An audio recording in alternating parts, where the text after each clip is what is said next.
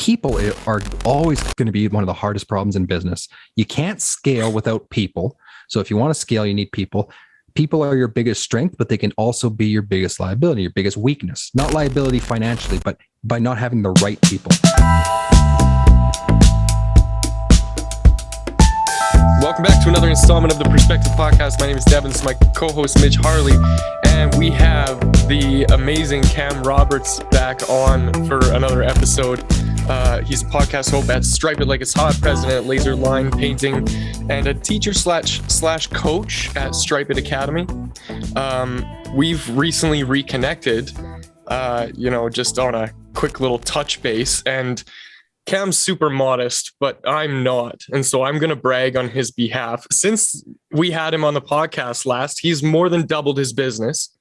And I think that's an incredible accomplishment. But along the way, there have been some things that he has learned and some more awesome things that he wants to share. And so we decided to get back together and dive into that and see what the journey has had in store for him. So Cam, welcome back. I'm happy to have you on. Thank you. The journey has brought me to my laundry room in my new house. I don't have a desk in my house yet, so I'm recording in the laundry room. The funny thing is, before we were recording, he was giving us a grand tour of it, and you wouldn't know from the perspective we have here, but I can vouch for this. There's definitely a washing machine to his left. That's why it's called the Perspective Podcast. You need to you won't be able to see the perspective, but my microphone is clipped to the softener dispenser on my laundry machine, which I haven't even used yet because I don't know where my clothes are. They're in boxes somewhere. And this is what happens when we grow faster than we expect. So Cam, what's been happening in your world? What brought on this growth for you? What hasn't been happening? It's been mental. It's been amazing. Incredible highs and then terrifying lows, all wrapped up into one bundle of awesome. So I guess to put it simply, it's just do the work that smarter people have told me to do, and do it consistently and do it over and over again. Because I've learned I don't feel like I've made it by any means. We're still growing like crazy, but there's no magic formula for what you got to do. You do the things that you're supposed to do consistently, so that's been a huge part of it. But obviously, we've grown too. We're employees. We're up to 11 employees now. So it's just kind of crazy how fast that's gone. And I've learned, especially throughout a snow removal season, which is its own other thing, that people are everything. Not just to facilitate the growth of a business, but people are going to be your biggest strength and also your biggest weakness. Sometimes even day to day, right? I know we were just talking before we recorded, Mitch is dying for people at this moment, needs people now. And we've been in that spot multiple times this winter. Holy cow, we need people. So that's a tough thing to balance, because every time I feel like we've had the right people on the team to facilitate and support the growth we've been on, something happens, good or bad. We have too many people, not enough people. It's tough to balance. So my focus has really been, especially in the last 2 months, my focus has basically been exclusively, how do I build the best possible team and the best possible culture of people to support the machine that is moving at what feels like light speed.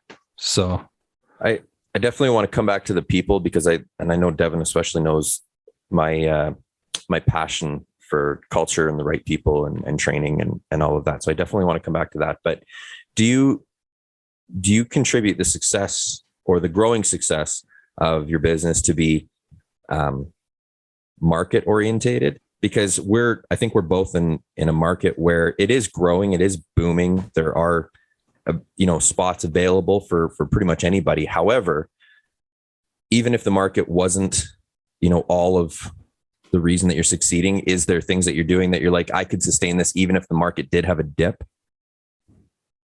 I think the answer is yes. Yeah, I'm absolutely the market here is incredible for what we do, parking lot work, snow removal, especially. Snow removal is a completely broken industry. So the people who answer their phone and can actually show up on time are the people who win in that industry. So yeah, we have that benefit. market helps tremendously. But if things change, like, I guess that's your question, right? Like, what if things changed? Like, what if the market slowed down? Do you feel like you've done things and implemented things where even a slower market could still sustain what you're doing? 1,000,000%. Yes. And I guess I would answer that like in the short term, right? With snow removal, it's so unpredictable. You get a mass amount of snow in 1 month and the next month you're bone dry. So we've seen that. We had a like no snow in November, record setting December. The beginning of January was on pace to set records. And then we've only had like a couple like plowable snow events for our operating team in the last 6 weeks, like literally like 2 or 3. So our challenge is, well, how do we keep our core group of people busy? So, I mean, that's market in a way. It's more weather than market. But I've learned like, when you need to have some really good systems on your back end and in the office to support those people, because we simply just can't send them home and say, sorry, we got no work for 6 weeks. There are companies who will do that, right? But that just gives yourself to the problem in every industry, not just snow, but you give people time off that they're not expecting while they're going to go find other work, right? So if that ever happened in the market sense, like, I don't know, 2009 all over again. And what happened with COVID, I mean, at the start of COVID, we had, like, I was tiny. I think it was just me and a helper at that point, start of 2020. Every hotel job I had booked, which was a small handful, all canceled, like almost on the same day. It was ridiculous because nobody was traveling to hotels. So when that happens, pivoting is huge.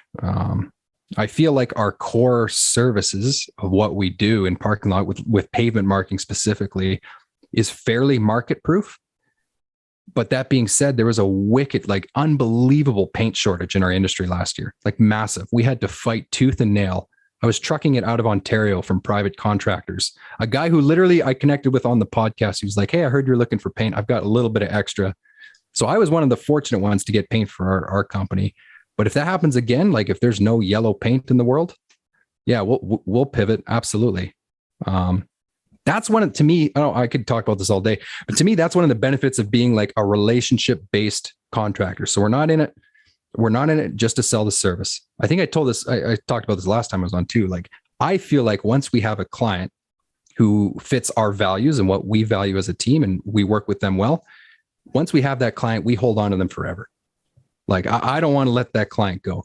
If they understand our core values, if they understand what we're doing, and they realize that we will provide a solution to the problems that they have, I'm going to do everything in my power to keep them forever. So if there's no traffic paint tomorrow, we'll go pressure wash your sidewalks.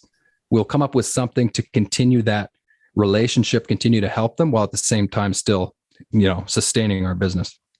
So in order to have that pivot model, sorry, Devon, in order to have that pivot model, because it's a model in itself, right? To be able, have you built your back end, let's say your admin end of it, kind of the behind the scenes workings of the business, to a point where if you were to put a bolt-on service in there, that it kind of seamlessly goes into that, kind of the way everything flows in the business? Because lots of businesses are so, single-minded, single service oriented, that you throw something out of that realm and all of a sudden it goes to chaos and they can't provide it, even though it's fairly simple. Have you kind of worked on that part of it, that growing the business so that you can pivot pretty much on a daily? I feel like, Mitch, literally that's all I've been doing for the last month, which is actually a good, like, I'm not resented at all. Like, that is what I've been doing for the last month, is building those exact procedures and policies and processes. Not with the eye of what if paint disappears tomorrow, but like, man, COVID exposed, like, supply shortage exposed businesses that were all in on one thing and had no backup plan, right? Like, to your point, I don't know, like if you're a drywall company and drywall's gone tomorrow because of the great gypsum shortage or whatever, like, what are you going to do? Mm-hmm. Absolutely having those things in the office documented, like a sales process, a selling procedure. That's what we're building now. Well, I've always had something like that, but not built to scale and not built to pivot. So yeah, what's funny is when I started working with my business coach way back at the end of September 2020, it was like our second call. He randomly said, like, what would you do if there was no traffic paint available? And he's asking me to get me thinking about like alternative options and stuff. And I remember thinking at the time, like, yeah, it's a good exercise, but that's not going to happen, right? Like, traffic paint shortage has never been an issue. Literally 7 months later, like beginning of 20, you couldn't buy paint. Nobody had paint anywhere. So man, you have to be ready to pivot for that stuff. There's one thing that I'm noticing a lot in the conversations that you and I have is there's this built-in resourcefulness that you have as an entrepreneur. And I'll point at the problem with niching down. I've had this conversation with a few people, gotten a couple of Facebook arguments over it. But it has been my experience that although gurus and experts and all this other, that lot of people will preach that it's important to find a niche and get really, really, specific and all this other stuff. And I don't think that they're explaining it properly in terms of what and why that matters. Because for your business, just painting things in parking lots wasn't enough. Right. I'm sure that there's that can be the backbone, but there are other services now that you kind of add in supplementary to that one in the range of things that you're capable of doing. And so, yeah, maybe we niched down initially to like create a small product offer, but in order to keep people working when there's 6 weeks of no work, you need to have other work and other opportunities and other things. And so where does that come from for you in terms of like that resourcefulness or that ability to kind of ignore what the mainstream narrative is in terms of niching in your space? I just listen to a ton of podcasts and read books all the time. Like really, that's it. Like I say I have squirrel brain. Like I have 500 ideas a day. I really do. Like I've had some terrible Relatable. ideas. Yeah, 500 ideas a day. A handful of them are really, really good. So I'll try them out. I have no problem trying things either. I think that's a tremendous strength. Like I never used to be that way. Like I dabbled in like doing my own work for, years and years in my early 20s. It never actually started a legitimate business. Right. Can I tell you just a crazy story? There's a guy that just came on my podcast like a week ago, and it's just speaking to what you were just talking about. His name is Sam Kaufman. He's a super cool dude. We're in the same circle with Win Rate Consulting, same coaching company. He told me a story like he's a countertop guy, and he was for years. So he was an employee, worked his face off, got tired of it, started his own business in the countertop industry. So he's doing countertops, and he got approached by a prospective business partner one day who did he called it fancy trim, like high-end trim work. I don't know how you could do a $50,000 trim job. I look at trim. I'm like, I don't know how that's possible. But he's like, dude, I can help you. Like, I can sell these $50,000 trim jobs. And so Sam at the time was like, just saw the money, right? Like, boom, trim work. Let's do it. So on my podcast, shout out to my podcast. He tells a story about like how it basically, it almost cratered his entire business, adding that vertical. Or not vertical, like adding that separate service. So in his brain, it was simple. This guy will do the work. But because that guy didn't have the same values as Sam, didn't operate in the same mentality, it was a total train wreck to the point where he had to drive over to the job site this guy was at one day, fired him on the spot in front of everybody. It's quite the story. And he completely scrapped it. And he said something at the end of this story that I was like, man, it's stuck in my brain. Of all the things we chatted about with Sam, or I chatted about with Sam, it was stuck in my brain the most. He said, to this day, like I asked him, Devon, I basically asked him the same question. Like there has to be a balance between expanding your service offerings, which is good, but also not diluting yourself with 500 things that you can't do well. So I was like, what's the balance? Like, how do you know? And his answer was simple. He's like, if I can't fulfill that service with my current crew, with my current trucks, with my current equipment, with my current everything we have now, it's a separate business and I won't do it. And I was like, whoa, like that is a deadly good answer. And that's his barometer for like, should I add this service or not? It's not about the money. Cool. You can slam a $50,000 trim job. That looks awesome. Like, but that's not going to help your business if you don't have the right stuff there to support it. So I heard that and I was like, dang, like everyone in my industry dabbles in other things, right? So you asphalt maintenance, and then you're pressure washing, and then you're doing exterior painting, and then you're doing this and that. If you can't facilitate it with the stuff and the values you have now, it probably should be a pass. And he said, yeah, it opened my eyes. That's incredible because the other thing that I wanted to ask you about was, okay, so if it's not about niching down into the only thing you do is paint lines, and you have all of these other services, the fact that, like, if it doesn't fit on the truck and my tools and my people, then it doesn't fit in our business. I look at my scenario where I have a set of different skills and a variety of different things. I can do anything from video production to sound engineering, and I'm very well skilled at all of these things. I know the time it takes to do it. I can quote things out for that kind of stuff, but it's not something that's an obvious ask for somebody who's like, I don't know, I just need marketing. So, well, what does marketing look like? I can't sell you sound engineering if you don't even know what that means or what the practical application of it is. So it all kind of boiled back down to relationships, relationship management, building those relationships, carrying them on indefinitely into the future, as I've found. So it was, oh, hey, yeah, can you make sure that we have social media posts going out regularly? Yes, that's a thing that we can do. Also, can you make sure those posts reach more people? Yes, that's definitely within the capacity. Two different products, but inside of the thing that I can do. And now what I'm noticing is like, oh, hey, do you know anybody that does graphic design? Or do you know anybody that can edit a video for me? Or do you know anybody that can build a website? And all of these are necessary skills in the umbrella of marketing. So I'd love to hear your take on that in terms of like, how do you, get solid with that beliefs and value system that you use to connect with the people that you're aiming to serve? Man, you know what it is for us? I'll tell you, we rebooted our core values. Correction, I rebooted our core values. If I were to redo it again, which we probably will in a couple years or whenever, as companies change, I imagine we'll rechange them. But at that time, I was still pretty much the main person. I didn't have a lot of people in the company to help me. So I redid our values and I put them on a poster. So we have 5 core values that I will, like, we have a team meeting every week. My goal is to make all 11 of our employees vomit with how much they hear those values, because we are a value-based company. So like, I go to the extreme degree with our 5 core values. But on this poster that I made that has the 5 core values, I included at the bottom what the mission of this company is. And it's very simple. The mission is to be the premier parking lot provider in central British Columbia. That's the mission of this company. So we do have some that you can't track that measurably, but we do have some metrics and goals that we want to hit on the 1 year, 3 year, 5 year targets.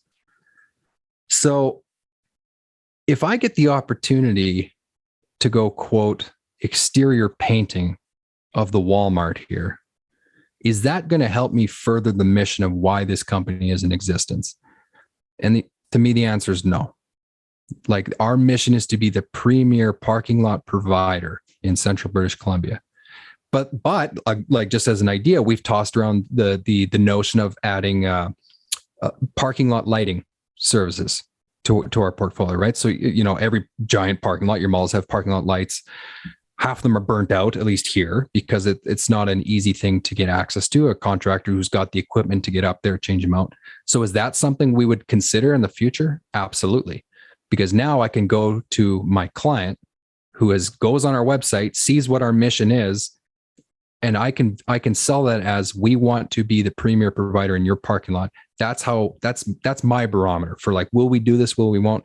No, I don't want to paint the Walmart like on the outside of I don't want to paint your stucco. That's not going to help me further the mission. But will we help you with other things in your parking lot? Absolutely. Will we sweep it? Will we wash it? For sure. Will we plow the snow there? Definitely. Paint it? Absolutely. So that's kind of the barometer I use, because I think you can get carried away, literally you could use the same kind of equipment to paint the parking lot as paint the stucco. You could drive our same machine up there and paint away. It looks like the same thing, but it doesn't further the mission. So I imagine in your space, Devon, like digital marketing stuff, like you said, there's 500 different things you could do.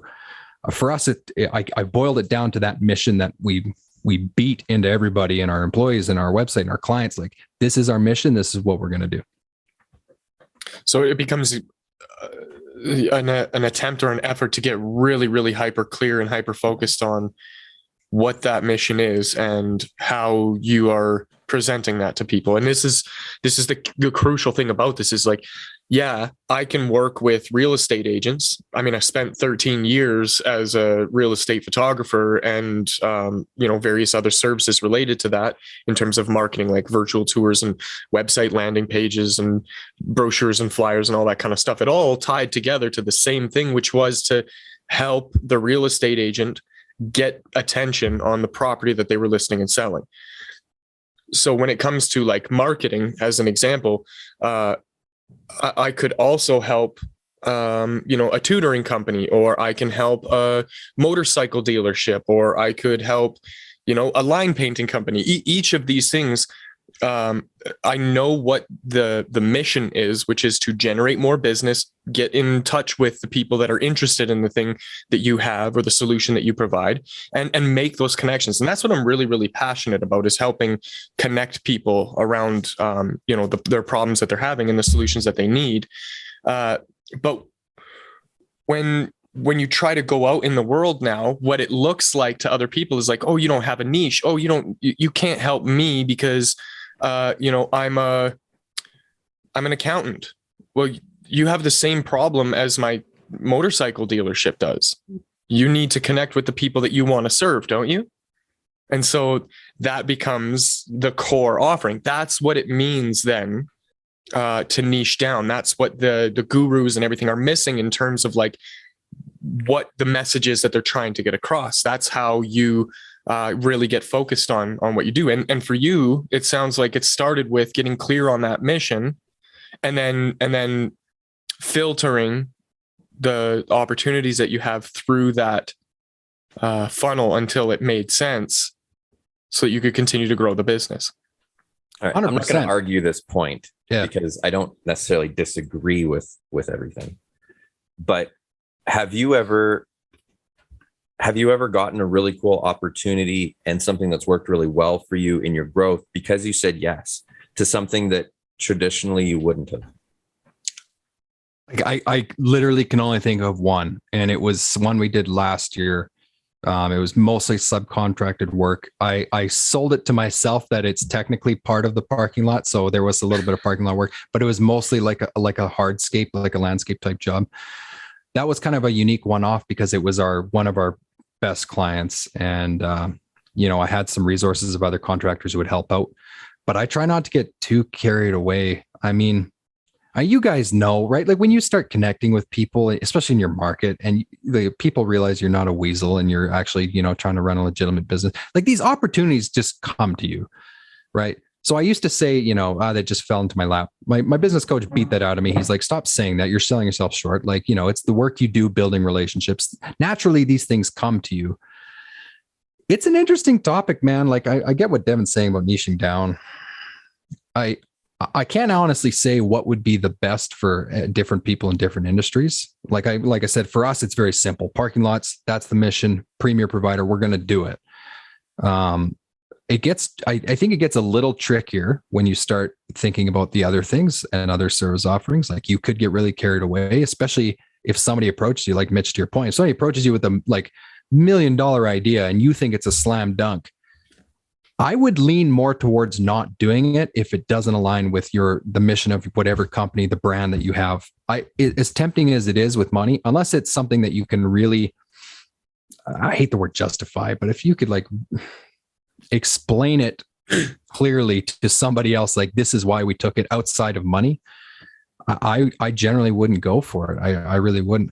And that's not to say like if you're a drywall company, you have to be drywall forever. I mean, that's maybe that's not the mission. That's not the purpose. But if the moment you get that $50,000 trim job, opportunity, and you're like, you just see the dollars, man, dollar opportunities can really mess up your brain. And the reason why our company has grown so fast in the last 8 months is because we're hyper focused on the mission, man. So I don't want to get distracted. If somebody came and offered us a $100,000 stucco painting job, I don't want it because it's not going to facilitate what we're actually trying to do. The other thing I would ask myself too, I guess, as I muse to myself here, is if we get that opportunity for $100,000 stucco painting job, what am I going to do with that money? Like, let's say we profit really good on it. We profit 50% because it's a great job. What am I going to do with that $50,000?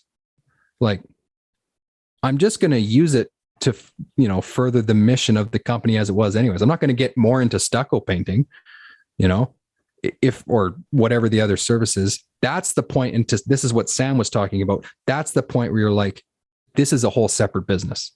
Like, start a whole separate thing. Don't mush it into what you're doing now, because it doesn't really gel. The money might be there, but it doesn't gel with the mission.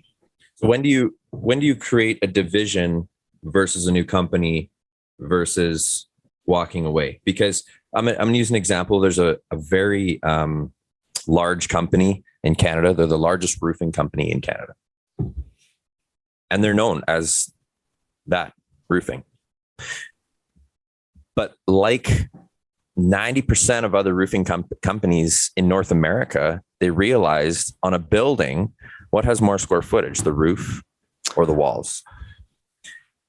And then everyone's like, oh my goodness, we're fighting and we're scrapping with other companies for 10,000 square feet when there's, 120,000 square feet of wall at triple the square foot price. So now aren't they called something roofing and exterior? Yeah. And so all these large companies, they started getting into walls, and now they're taking the full envelope, and they've changed from a roofing company to an envelope company. Okay. So you know what? Where is this in our conversation? Okay. I got the perfect analogy for this. At some point, you have to be niche enough to know the people you serve, the types of people you serve, and the relationships you can build based on your core values and beliefs and the systems, right?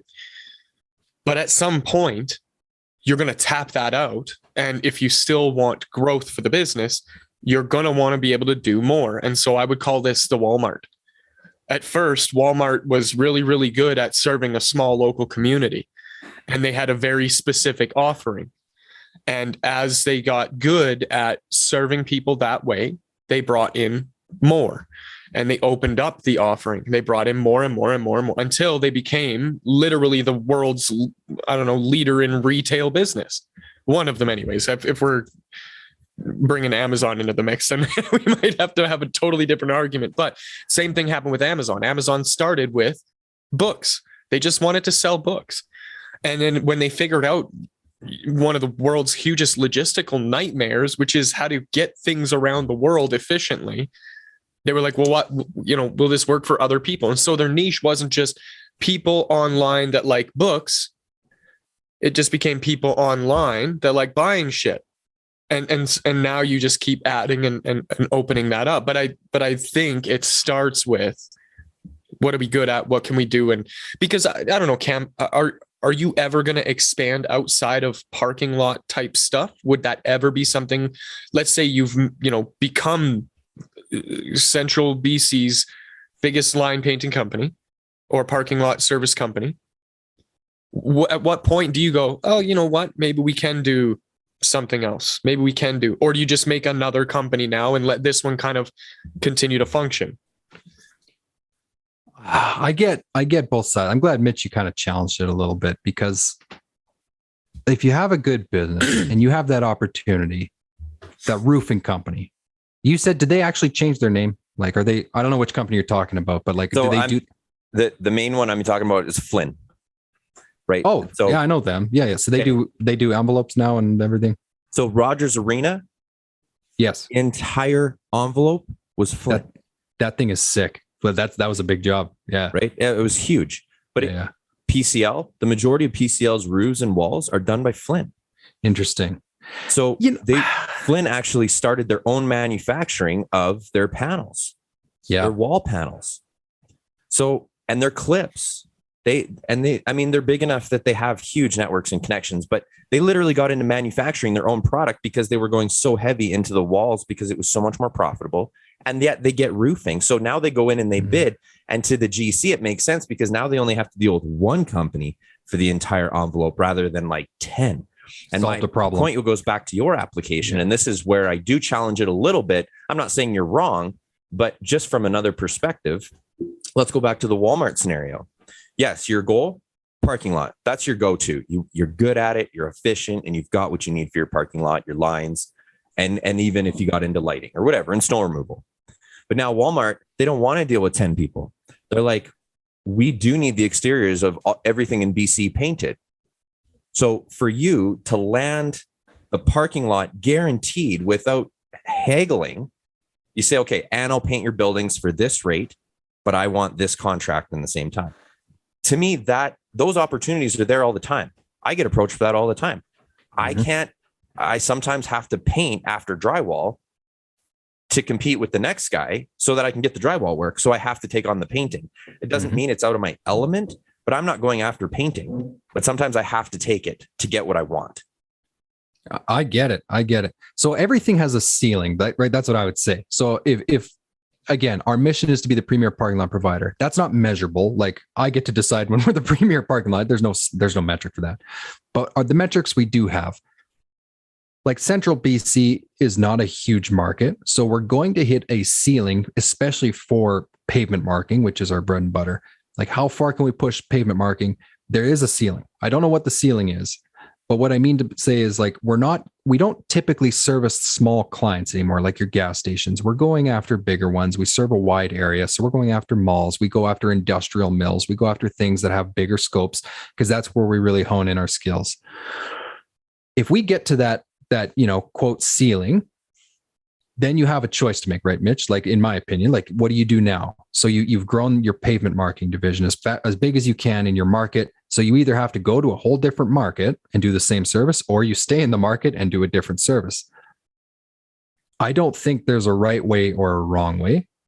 But what I would say, I don't think so either. No, there's more than one road. And I think everyone sitting here listening to the one path is going, yeah, but. So I think we have to look at both. Can I tell you what I think is the $1 million mistake, though, with people thinking about service offerings and different editions, is if you're listening to this and you are a smaller company, and I don't want to put a metric on it because every industry is different, but if you're an under 7-figure company and you're in a market where you have a good service, you provide a good product, you know who your ideal client is, and you're under $1 million, I can't see a scenario where you have an opportunity, we'll say, to really hone in and grow that part as much as you can, rather than trying to supplement other things into it to grow it.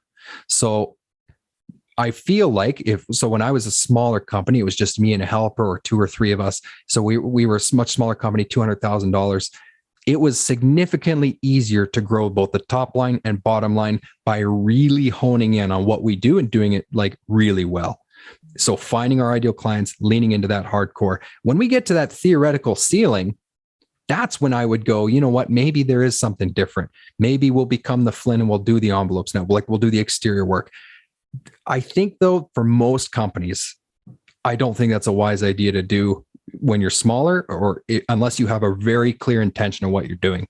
It's just too easy to see the dollars, man. Like I get it. Like, the money is usually the number one trap for small businesses. Like I think somebody tried to overreach. I have kind of metrics that I have in my binder when I come to clients and talk to them about their business. But yeah, even big companies, like when Wendy's bought out the Tim Hortons franchise, which I realize they're in the States, but predominantly Canadian franchise. So that was, oh man, I don't remember how, it feels like forever ago, maybe 10 years ago.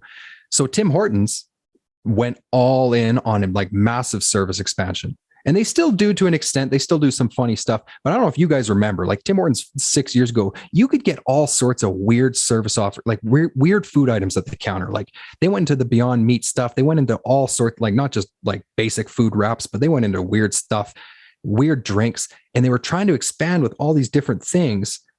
And it didn't help them.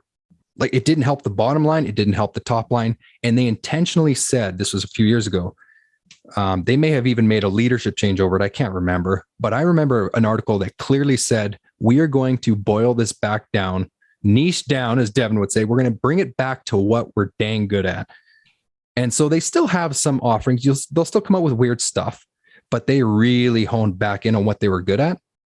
And the results spoke for themselves. They went from being too diluted with what they're trying to do. They're trying to reach too many people. And so for contractors, oh man, like that is a fatal error, is trying to reach too many people when you should be focusing on leaning into the people who are the right clients. You know what? And this is something that I'm experiencing. Yeah, I do social media management. We can do the marketing, we can do funnel development, websites, all that kind of stuff.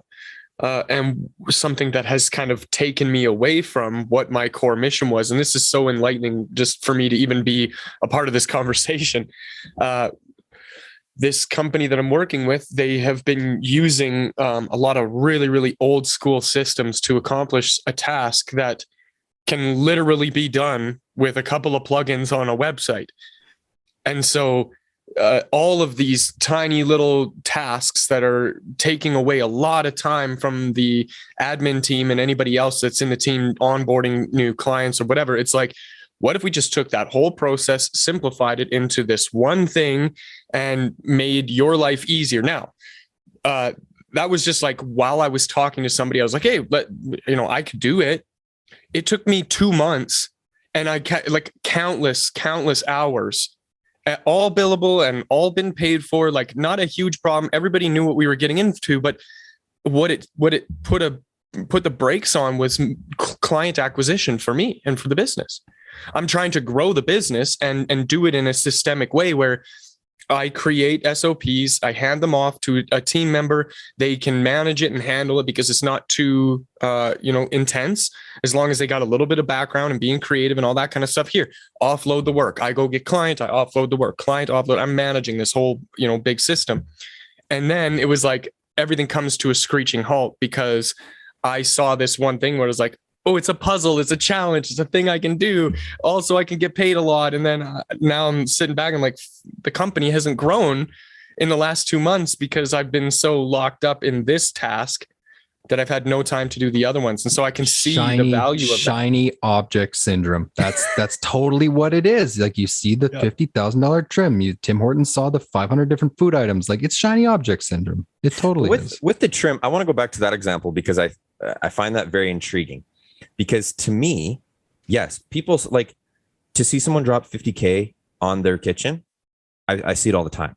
Totally. So that's not an issue. But to me, the countertop and trim, they don't match in business.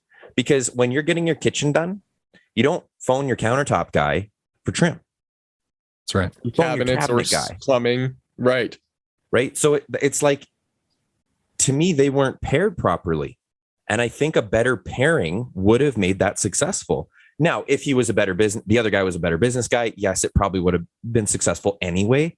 But to me, countertops are their own thing. As a countertop guy, if I was going to, on paper or off paper, partner with somebody to go in on projects together, it would be a cabinet guy, not a trim guy. If I was a floor layer, I would team up with a trim guy because those are compatible. Those are relationship.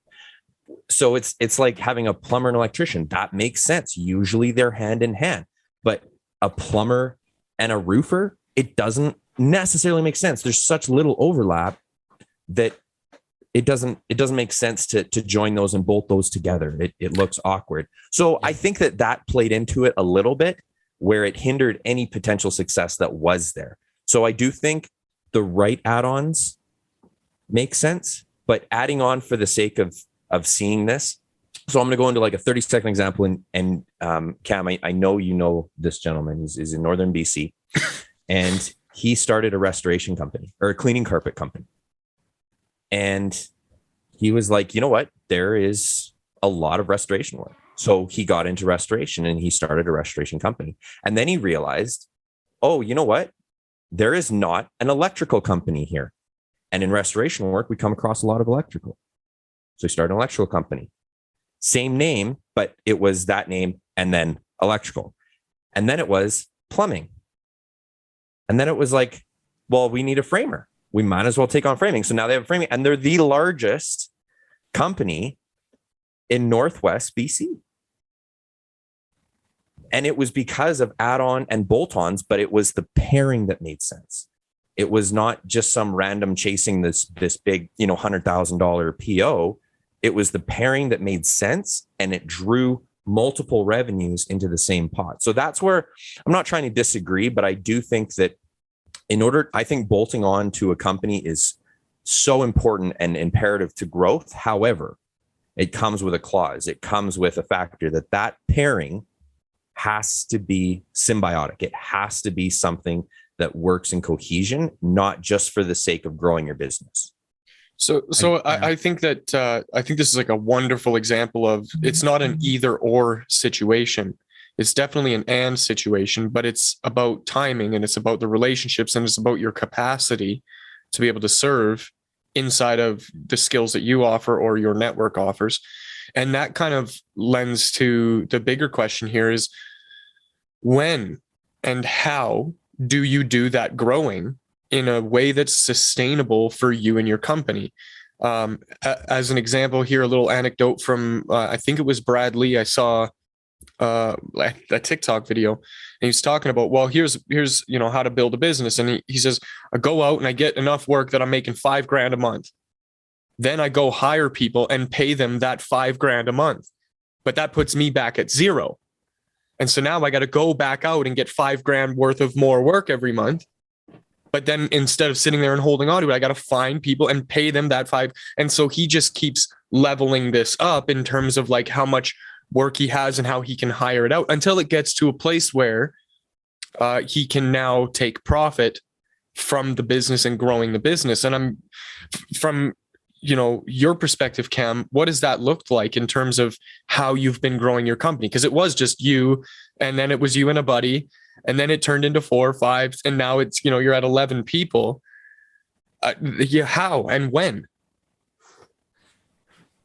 Man, well, I'll tell you something funny about something my accountant said quite a while ago. She thought our books were wrong. She's like, she doesn't really know our industry that well. She works predominantly with oil and gas companies, but I've worked with her since day one, so she knows me very well. And she did our year end, and she said, "Are you sure this is right? Like, look at this management report."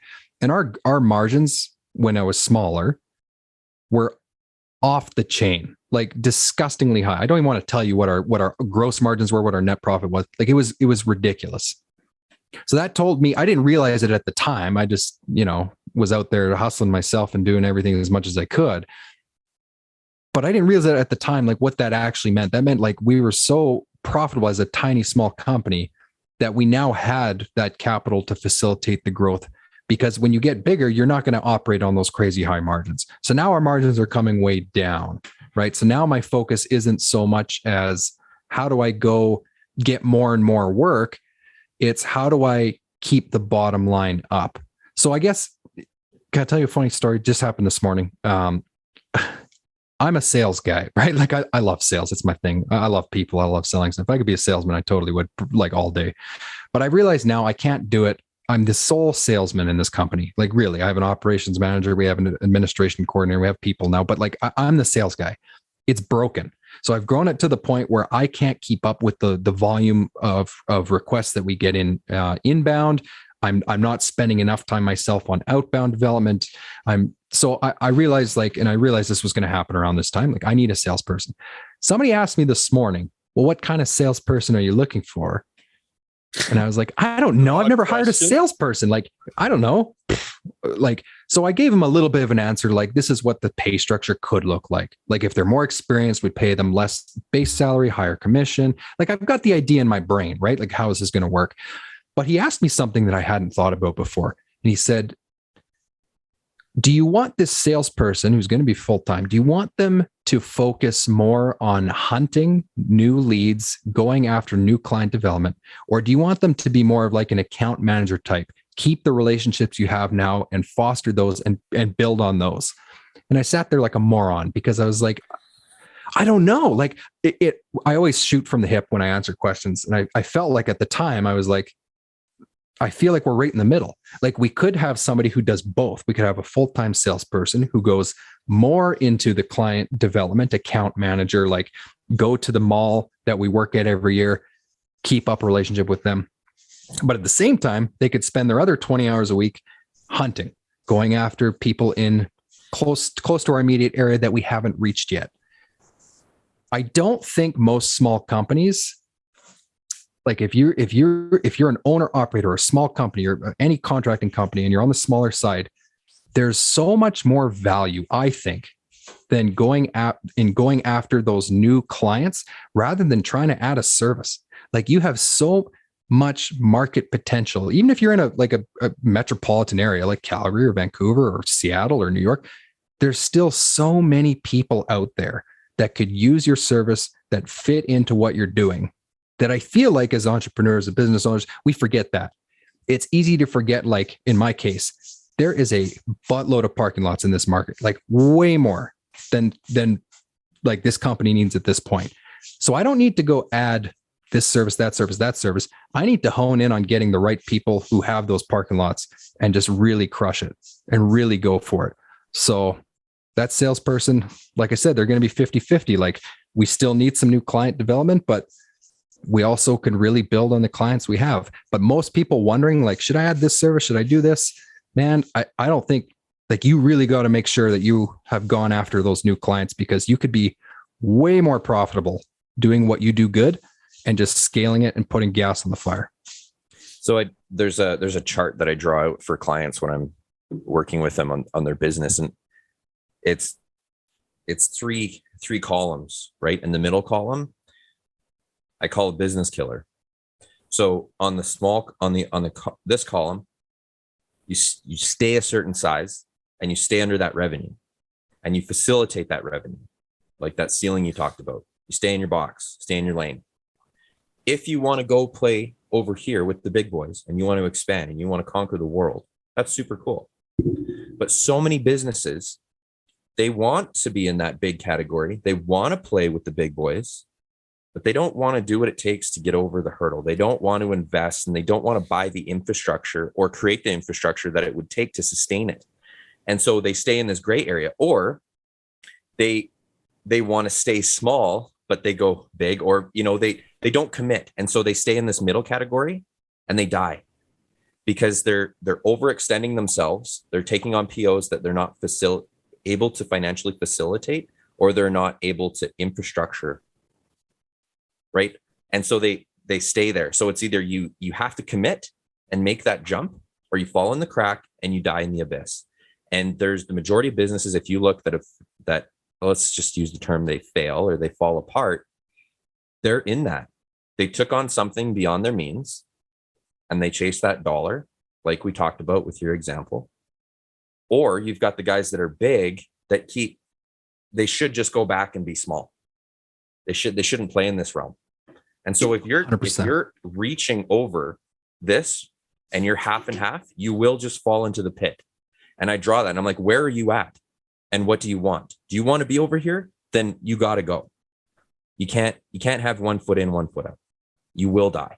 It's ego, right? It's ego. Like some guys have the ego, or business owners have the ego. Like they can't let go of being the guy. Like I have no interest, like none whatsoever, in going to be a project manager, like that kind of company.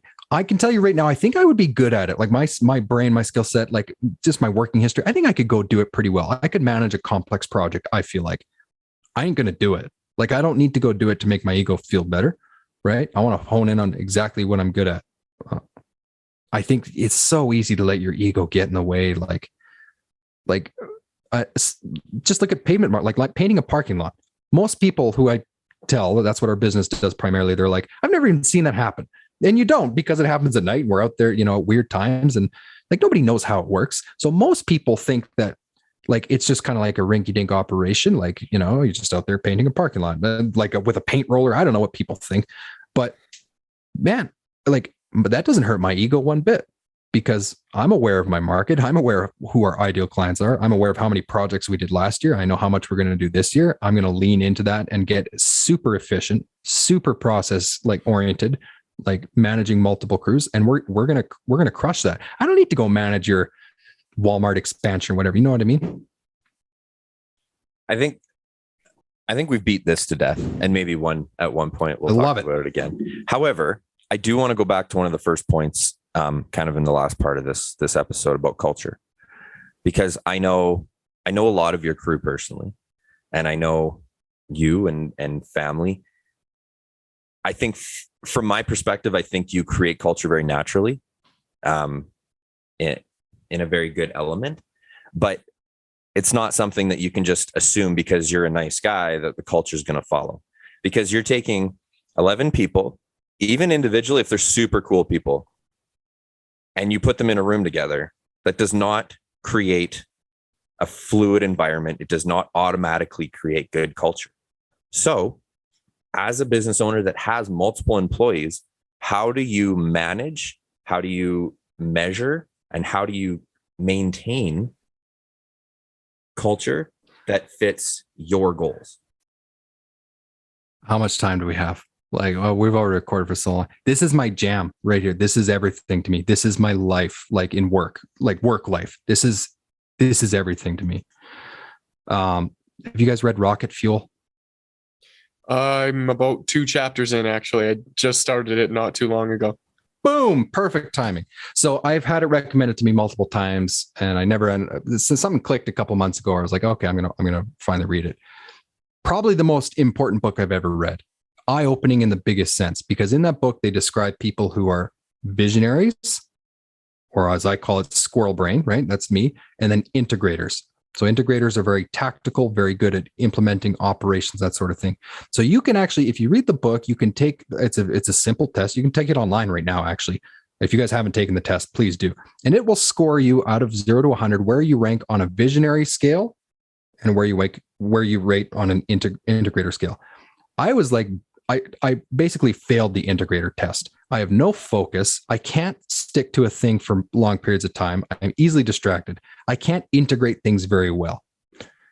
I scored off the charts on the visionary test because a lot of those questions are exactly what you were just talking about, Mitch. Like, how do you value a workplace culture?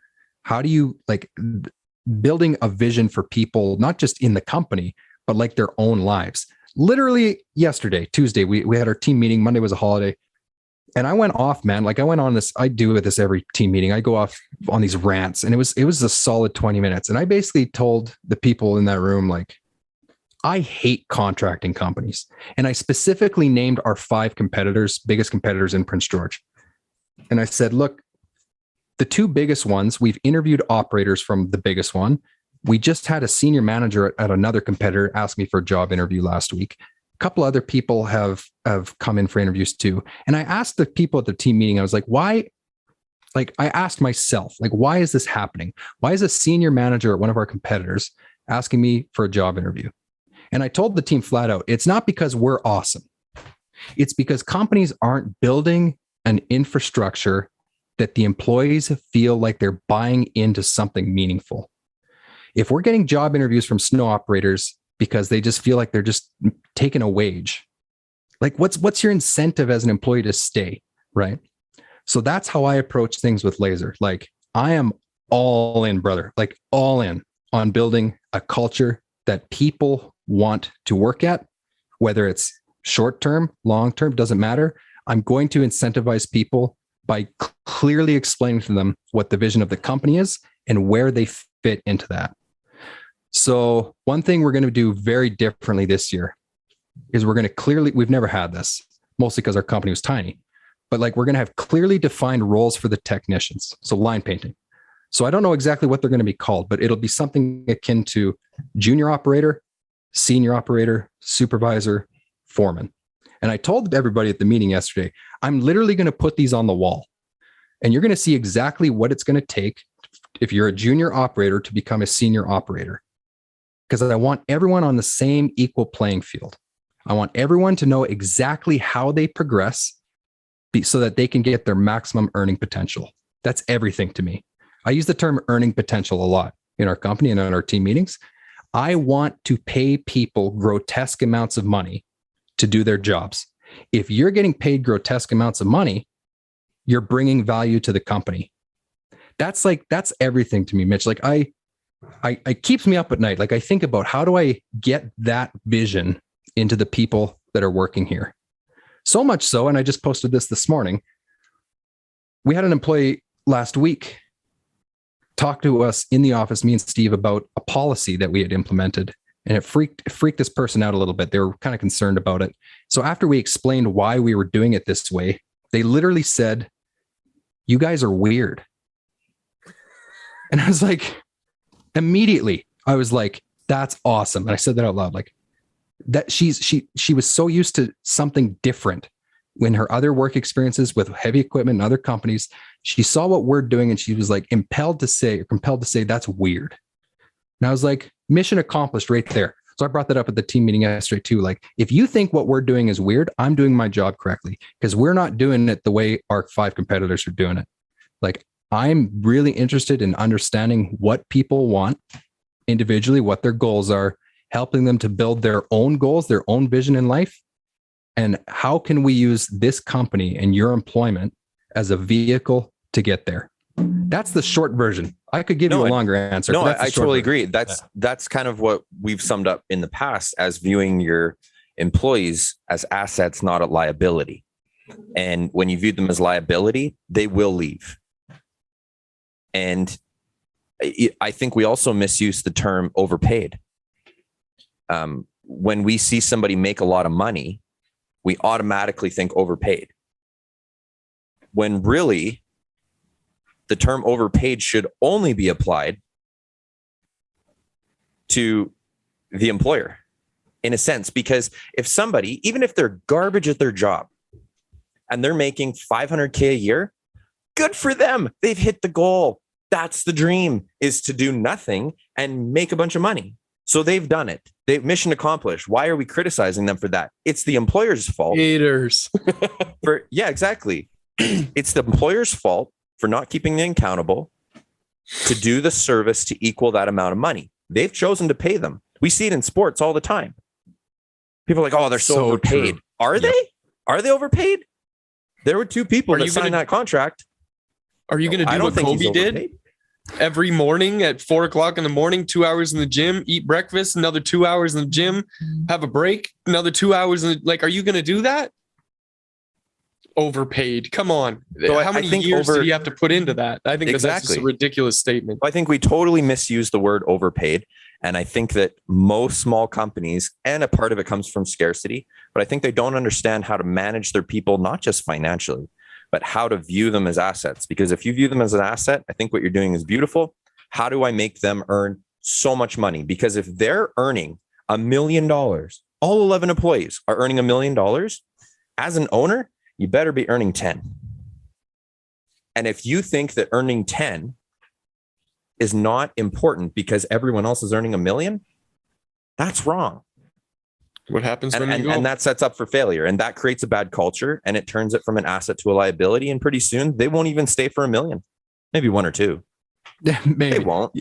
I had funny thing happened like 2 weeks ago. So a lot of people know me, like the company's grown fast. So a lot of people still think that, we're a very, very small company. I feel like we are. We're not that big, but we're a small company. And they feel like, oh, you're still out there painting the parking lots yourself and stuff. I'm like, well, no, we have a team of people who do that now. I'm more in the office.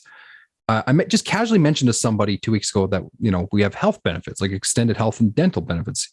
So this person was floored 2 weeks ago. And I got offended, like not like legit to their face, like I'm mad at you, but I was like offended because this person's like, I can't believe you have health benefits for your employees.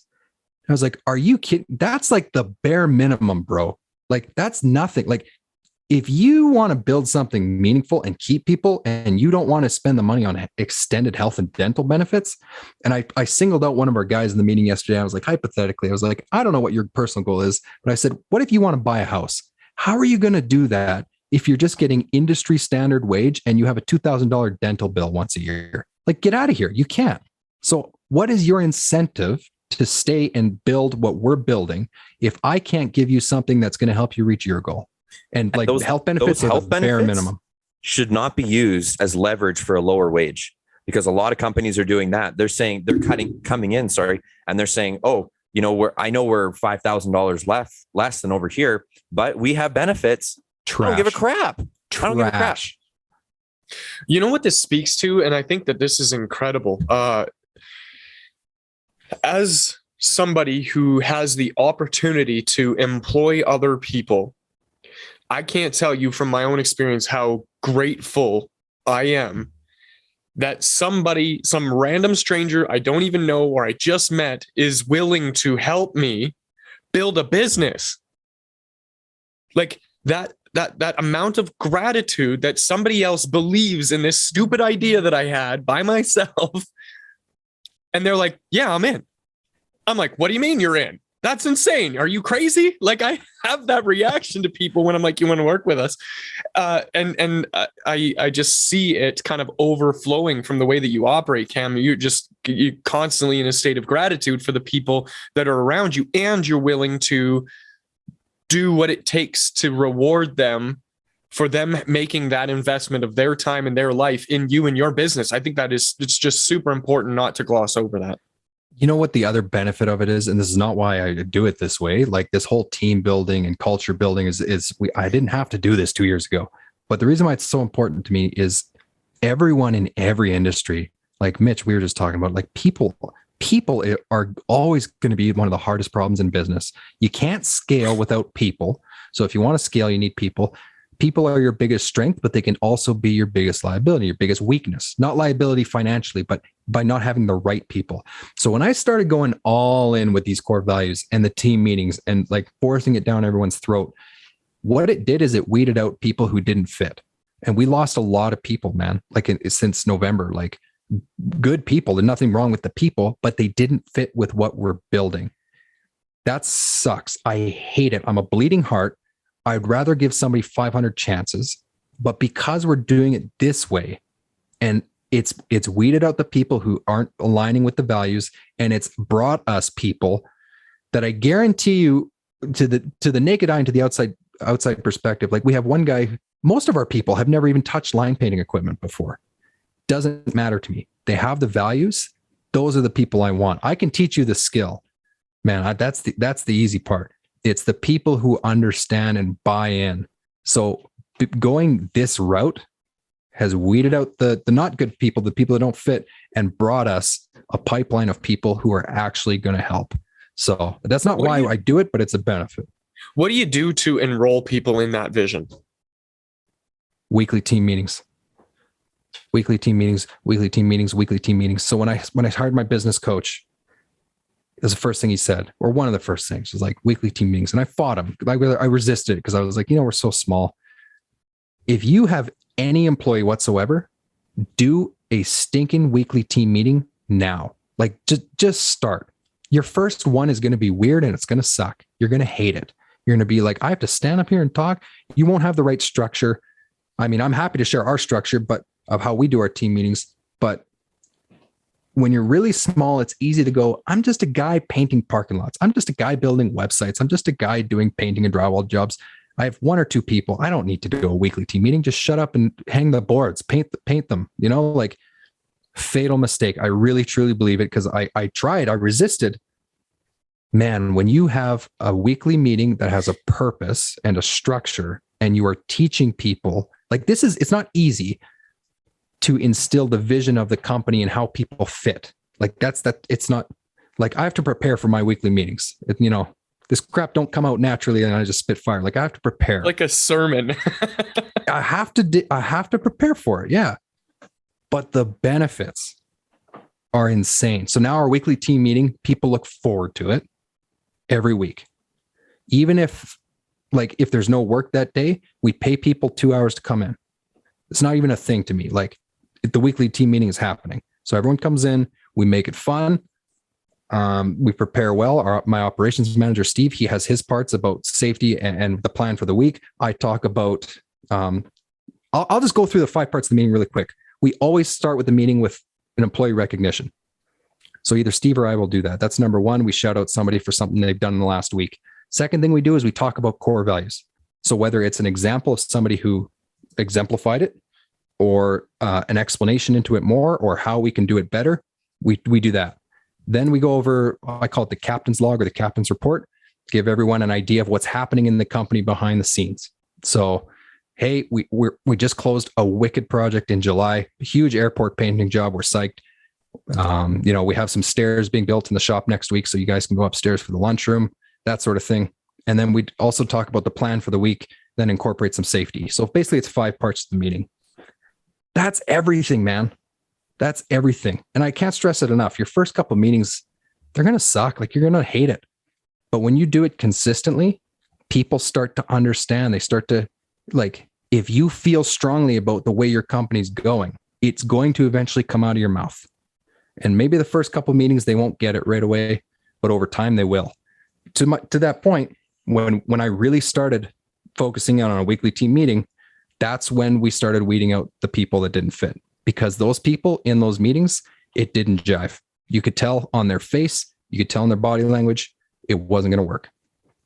Ooh, and you can see how if in this environment, they're not contributing or being of any value, when they go out of that environment to represent you and your company and your vision and this mission, they're not there either. That is so important. It's interesting you talk about team meetings. So as kind of an addition to that, one of the largest, it's easy to say largest companies in the world, but in the industry, one of the largest companies in the world is Carlisle Industries, and they make everything, any rubberized product. I mean, trays they've bought into, like the little computer wire coatings, like it says Carlisle on it, and they do roofing and they do all kinds of stuff. Anyway, I went down to their plant in Pennsylvania, and I met their sales team for Canada. They're Canadian kind of, and they said, "Do you know that when you phone us on Wednesdays, we don't answer?" And I'm like, "Yeah, it really bugs me. Like Wednesday mornings drives me nuts." And they're like, "Yeah, that's our team meeting." And they're like, "It will not change. That's going to happen. So don't call us on Wednesday morning." And I was like, "Okay, that's really good to know." And they're like, "We want to share with you what we talk about." So they said one of the things, and they kind of talked about what you just did. They went through all that. But one thing that they do that I feel not enough companies do in their team meeting is they identify a weakness. They identify a fail. And they don't do it to point the finger, because they don't talk about who had a breakdown. What they do is they say, "Okay, this is where we failed. We had 3 trucks not land. How do we fix that? Not whose fault was it, not what happened. This was the result. What do you guys need so that doesn't happen again?" And then this one person puts their hand up and says, "I missed those trucks because of this, this, and this." Okay, so those 3 points, and same thing, not going back to that person missed 3 trucks. Yes, they held themselves accountable for it, which is growth. But what can we do as a team to help that person so that we get the desired result? And so that team meeting literally becomes a team meeting, because now the team is bringing solutions to the table. And I think that companies, they can get worn down because employees like to come with problems. "Hey, Cam, I got this problem. Hey, Cam, this isn't working. Hey, Cam, we need to do this. Hey, Cam." If in a team meeting, you instill that mentality of bring us solutions. Well, how do we train someone to bring solutions, not problems, to the table? We show them the problem and we ask them for solutions. And pretty soon they'll stop coming with problems. They'll just say, "Hey, I have the solution. Hey, we need new equipment. You know what the solution is? We need more jobs. I have an idea." Not, "Hey, we need new equipment." That speaks to them being they're a part of something bigger, and everybody wants to have purpose and meaning in their job and what they do. Yeah, and that stems from the culture. A client of mine and a good friend, often he's got a major in psychology and stuff like that, and he often talks about this thing called complex adaptive systems. So I'm very new to this, and I'm probably going to butcher my way through it, but bear with me here. There's basically this chart. There's 3 columns. On one side of the chart is this idealistic world where everything's perfect, and that happens through, overly nurturing or being too accommodating, or basically treating everybody like a snowflake. On the complete polar opposite is this totalitarian dictatorship where it's rule with an iron fist, and you're always protecting management, and it's always everybody else's fault. And it's task oriented in terms of like, do the job that I just told you to do, then come back and ask for more tasks.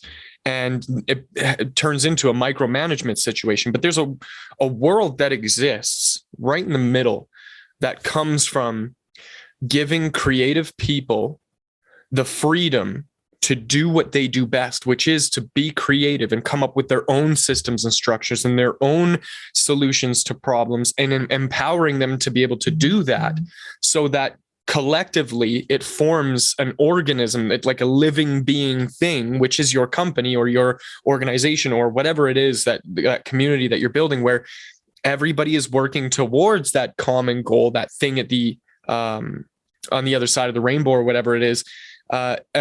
Anybody that's if you recognize yourself on those two polar opposites, just look that up, complex adaptive systems. You'll find that in the middle there are some uncomfortable things, like what Cam was saying, like doing a team meeting every single week where you're like, you have to figure out how you're going to acknowledge an employee for doing a great job. That's tough. Sometimes some weeks it was just a regular ass week. Everything just went normally. Nobody really did anything, but you still have to, recognize and acknowledge that people are contributing in some way. Beyond that, what's the captain's log? I love that. As you were saying, I'm like, I pulled up a document and I'm trying to like take notes on what that meeting looks like, because that kind of stuff is so important. Like, where are we taking the ship? Where is it going? Where is the next adventure that we're all collectively going on? And that creates hope and that opportunity for people to work towards it. My business coach uses the ship analogy all the time. So you said it, I'll steal it too. If you are the CEO or the president or the owner, or if it's just two of you, whatever, you have to know where the ship's going. And a lot of businesses don't, especially in contracting. They're just in it to make money. Like, heck, that's how I started. I started, there's no business plan. I just wanted to make extra money. I blew up into this after learning some things. But you have to first have the vision. But if you don't show the people where they fit into that, like, this is where the ship is going, like what Mitch is saying. So that company, Carlisle, they like, don't even phone us Wednesday, we're busy. Cool. If they're doing that consistently every Wednesday, I almost guarantee you that that sales team knows exactly where they fit on that ship. Because if you just tell people, this is where the ship's going, we're going to do like double revenue, double growth, double profits. This is what Devon said earlier. They're going to sit there and be like, that Cam guy just sits on his butt and he's making all this money. He's probably filthy rich. You have to like show the people where they fit in on the ship, because the ship only gets to that point where you're trying to go. You called it the other side of the rainbow, whether that's, a quarterly goal, a yearly goal, 10-year plan, whatever it is. It only gets there with the people. That's people, and employees won't instinctively know where they fit in. Like, you have to give them tangible measurables. That's why we're going to put up junior operator, senior operator, supervisor, foreman, because when somebody gets promoted to foreman, they'll know exactly how that person got there, because they're helping steer the ship. We need foremen in the team. That's where they're going. If you don't have that, you just have people who are going like, cool, where the ship's going forward. Am I still going to get am I going to get a 3% raise? Like, there has to be more buy-in for people. That's hard, but that's also the part I love the most, man. That's how I spend my time. Like, I love it.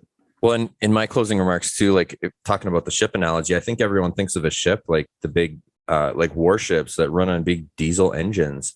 That's not what entrepreneurs are running. That's what these smaller businesses are doing. We're not running cruise ships. We're running rowboats, like Viking rowing. We need somebody on the left side and somebody on the right side. You need someone on the left. You need right. They can't be rowing in different directions. They can't be rowing at different speeds. We are in rowboats in stormy weather. That's what small business and startup businesses are dealing with right now, is turbulent water with rowboats. And if you don't watch Vikings row their boats, you don't understand what I'm talking about. But if you do, you can see that the winners in those wars and races and endurance are the teams that work together, and they have someone that isn't necessarily rowing, but they are getting everyone in sync. They are getting everyone to buy in, and they're getting everyone to the goal, and everybody knows what that is. And I think it's super important to correct the analogy, or at least put it in the proper perspective, that we are not talking about an automated system here. That's big corporations that would probably, it's going to take a long time for us to ever get to something like that. We are literally boots on the ground type businesses. And that's, I think, who we're really appealing to and talking to through this podcast are people in those rowboats. And your upgrade isn't going to a battleship. Your upgrade is adding another oar. And it's a tough one to think of. And it's a little bit humbling to realize that. But I think that from what we've seen and from what we've kept in touch with you, and we're watching your business grow and develop, I think you're rowing in the right direction. And I think you're putting the right people pulling the oars at the same time. And I think it's really commendable. And I think you're a great example for other entrepreneurs that we're trying to reach out to. Man, you guys are awesome. I'm stoked to be here. Yeah, I think that's a wonderful place to leave this. Me and Mitch have been working in the background of this podcast, working with different clients from different places and trying to figure out, how do we fit into the bigger picture and in helping people, not just with the content and, incredible insights from guys like Cam. It's about developing a system to make sure that when we do get to work with you in your business, we can have an impact. And the first thing that we start with in what we're kind of dubbing right now is the prospective solution path. The first thing is that company culture. It does expand beyond that into getting more organized with systems and operations. And then, how do you scale that up in a predictable way? But all of those things are super important. And the fact that we were able to get boots on the ground insight from Cam in terms of how valuable it is to be constantly nurturing that company culture, I think is super important. If you're watching this or listening to this and this was valuable to you, or you think it's going to be value to somebody else, like, comment, share, rate this on the podcast platforms, so more people can see this, because we're on a mission to help as many businesses as we can figure out how to row the boat and then figure out how to add more boats to their fleet. And if you need more direct help, we're going to put some links in the descriptions and stuff like that for ways that we can, help you organize that company culture thing and get into the, the motions of scaling up your business and doing something more incredible. So for now, that's it for this episode. And we will see you, or you'll hear us on the next one.